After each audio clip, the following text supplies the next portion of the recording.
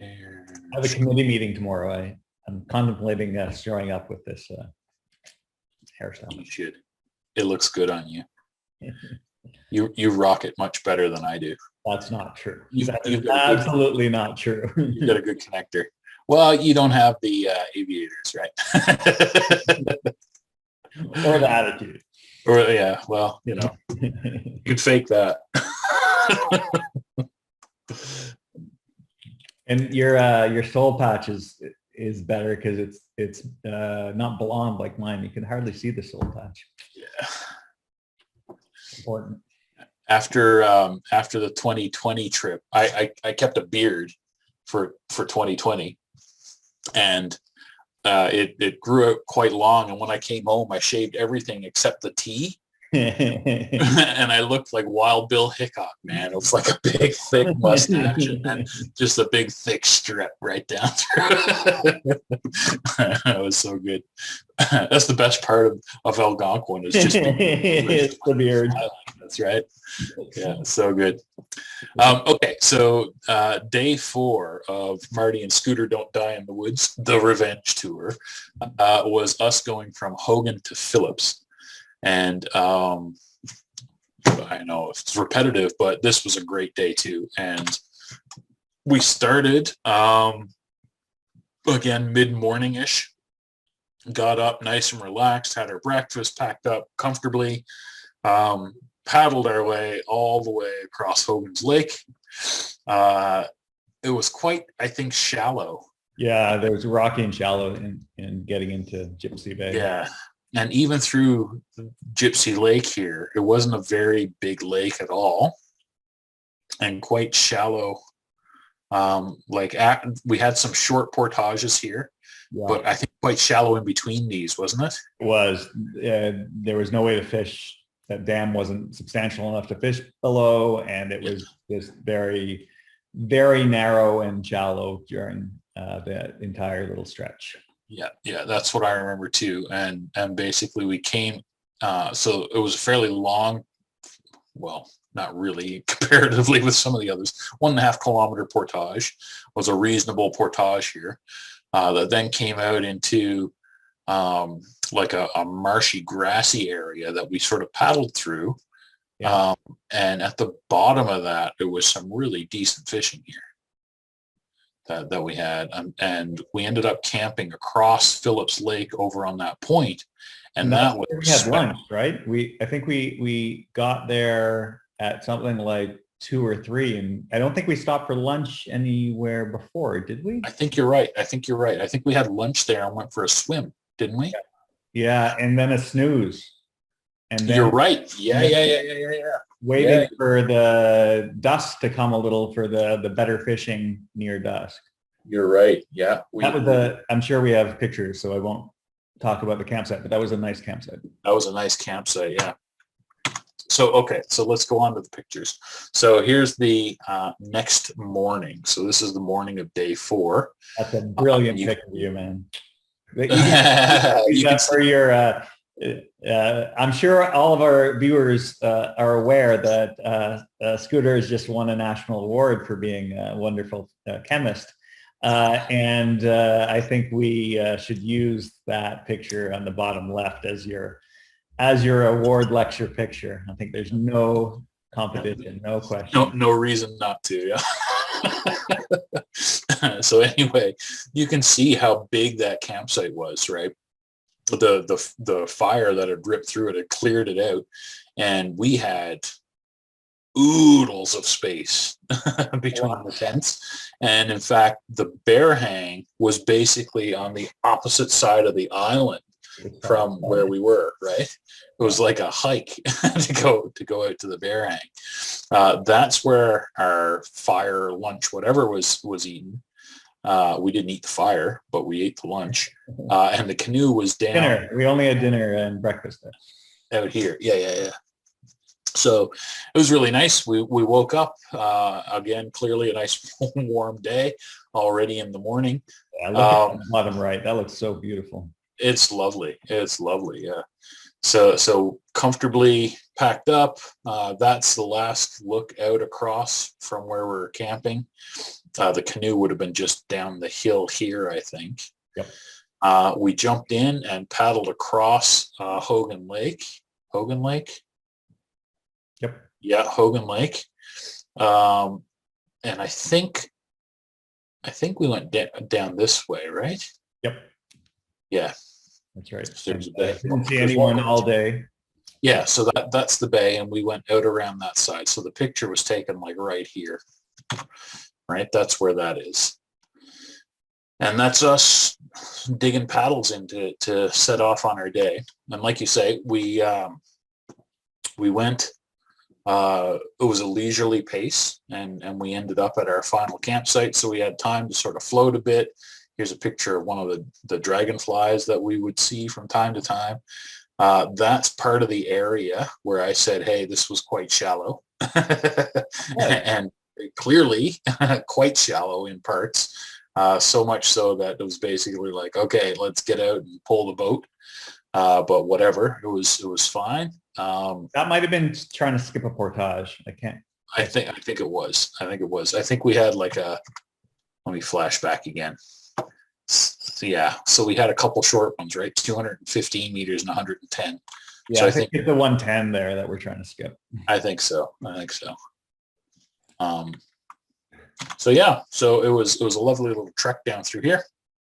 I don't remember where this was. I think that must have been probably at the base of this one. I guess. Yeah, it must have been. Otherwise, because I do remember that area. There was a little bit of a pool there, and it wasn't the lake. It wasn't. You're right, and that is correct. That is correct, because I think there was. It was either out here or out here. There was like another channel, a smaller channel of the river, I think, that was burbling along there. And I think you walked out across here at one point, did you not? Sounds like something I'd do. Yeah. Either way, I think we put in over on sort of this side and then came out into that area and tried some fishing there for a little while. Yeah. Yeah, I think you're right. So I think that is at the bottom of that portage. I believe that's a moose print that we saw en route. So that would have also been down around here somewhere. And basically after you wiggle your way down the river a little bit and pop out into Phillip's Lake, this is what Phillip's Lake looks like. That, I think, is this point right here. Okay. So I think when you come out of that grassy area, there's a campsite here, and then just in behind that, there's another campsite, and then across the river, so like down here, or the river, across the lake, down here is the campsite that we stayed at. Yeah, that's right. And we saw lots of fool's gold in the. Lots of fool's gold when we pulled in. The amazing thing about this campsite, it was a beautiful golden sandy beach down here, really shallow, and you can walk out for what, 20 or 30 meters probably before you really get deep enough where you're like, okay, now I can swim. Right.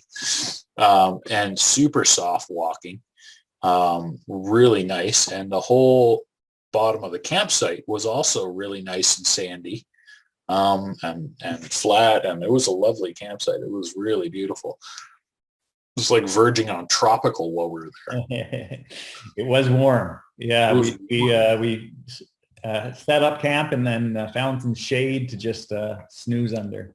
Yeah, we did a little bit of a siesta. I think we went for a swim to cool off.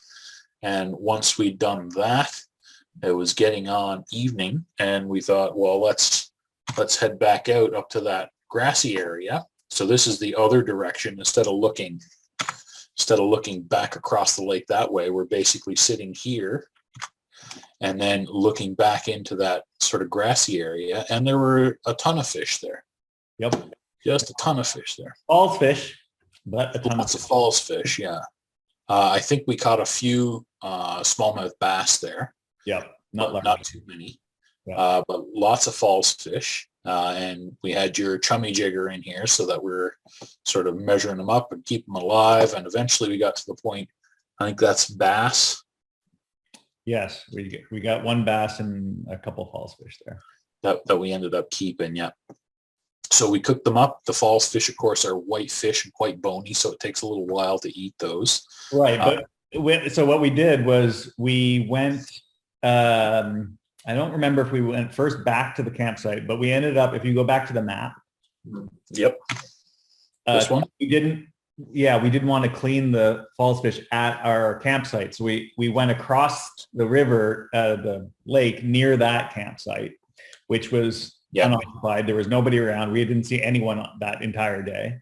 Nope. And it was dark and we were cleaning the fish. And right at dusk, as you can see to the right, right as it was getting dark past dusk, the mosquitoes came out and they were really distracting me. They didn't seem to be bothering you that much, but they were distracting me a whole bunch from cleaning the fish. And so I think I cleaned one fish in the time that you took to clean that two.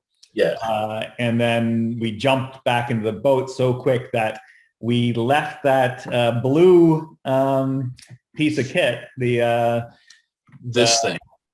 Yeah, we left that at the campsite, unfortunately, at the other campsite there, to jump into the canoe and get back to our campsite as soon as possible. Yeah, Algonquin giveth, Algonquin taketh away. That's it.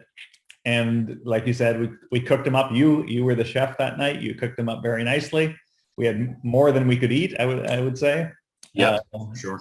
And then I looked down. Yeah, and then you look. Do you have a picture? Yeah, there. So there's Scott cooking some nice fish, a little mist coming off the lake.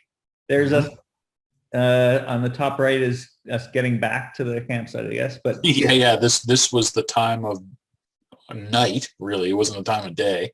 It's time of night of us going across the lake and coming into our campsite. Yeah. But it was nice and calm. We knew where we were going. There was no issue there at all. Yeah. But when we got there, I can't remember. Did you take the leash off before coming across the lake, or did you? No. It was like after dinner, I think. Yeah. And I looked down, and then there was this large leech on my toe. And of course, you're not supposed to just rip it off. You're supposed to do something like let it eat the whole time, or put it through fire, or put salt on it, or there's a bunch of different strategies about how not to mess up your toe or whatever when you've got a leech. What did you do, Martin? I said fuck and grabbed it and threw it into the fire.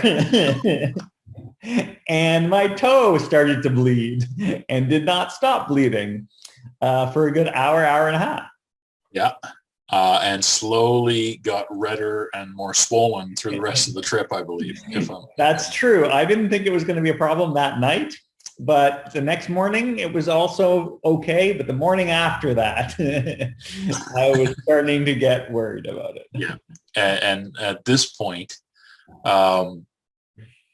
I think, so while we were doing the cleaning the fish, the mosquitoes didn't bug me, but there were like black flies around, or deer flies around rather, that were trying to take chunks out of us. They were driving me nuts. And I don't remember if it was here or later, but at some point I also scraped my foot, I think.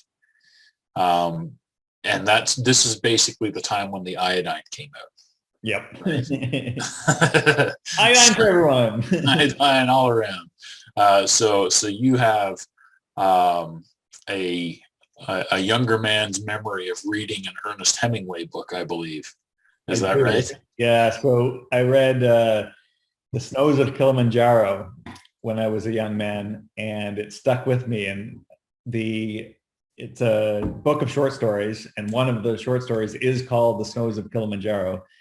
And there's a bush pilot whose plane has broken down, and it's not a life or death situation because he can survive in the bush until he'll be able to, find his way out, except that he cut his leg on a thorn and didn't put iodine on it. It was only a small cut, and he was man and didn't need to put iodine on it, and then it gets infected. And so there he's sitting with a broken plane, and now he knows he's going to die because it's going to go septic, systemic, before he'll get any help. And he's sitting there thinking about everything that he's done in his life and the time he was gazing upon the snows of Kilimanjaro, etc. And so every time I get an infection, I think about this short story, and that, maybe this is my time. And this is the reason why you always bring iodine with you when you go through Algonquin as well. And it turns out that this was a good choice because both of us needed some iodine this time around. But at this point, we didn't know that. We were both still ignorant of the fact. But there you go. I think I did put some on that night. But I think you did too, actually. I think you did too. But at that point, we didn't know that you were going to get some infection. I think you ended up having to actually go get antibiotics. I did. Yeah, when we got out. Anyway, on that happy note, that is the end of this day. Another good day. Another good day. Yeah, it was such a good day. Yeah, look at that campsite on the picture on the left. That's beautiful. So beautiful. Yeah, so beautiful. Okay, let's go to day number 5.